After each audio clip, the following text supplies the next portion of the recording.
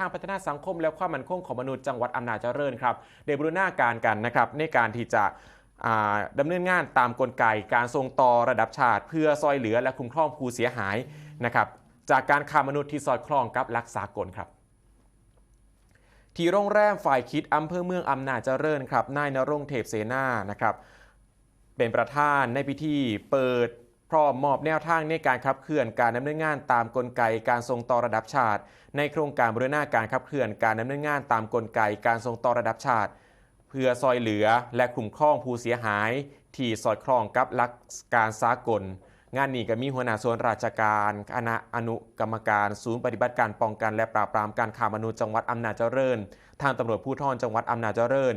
ที่ทำการปกครองจังหวัดอำนาจเจริญก็เข้าร่วมในเทือนี้นำนะครับโดยมีนายธงชัยมูลพันธ์นะครับพัฒนาสังคมและความมั่นคงของมนุษย์จังหวัดอำนาจเจริญได้บอกว่าโครงการนี้เป็นการดำเนินการเพื่อประสานความร่วมมือในรูปแบบการคุ้มครองการซอยเหลือบุคคลที่เป็นเหตุอันควรเชื่อได้ว่าสิเป็นผู้เสียหายจากการค้ามนุษย์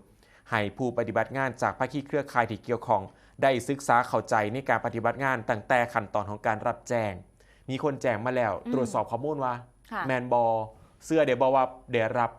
การที่จะได้รับความเสียหายแบบนี้กะคัดกรองและกะคัดแยกและก็คุ้มครองตามหลักกลไก NRM ก็คือหลักสากลที่มีการยอมรับว่ากระบวนการนี้เป็นกระบวนการที่ใช้ร่วมกันนั่นเองครับ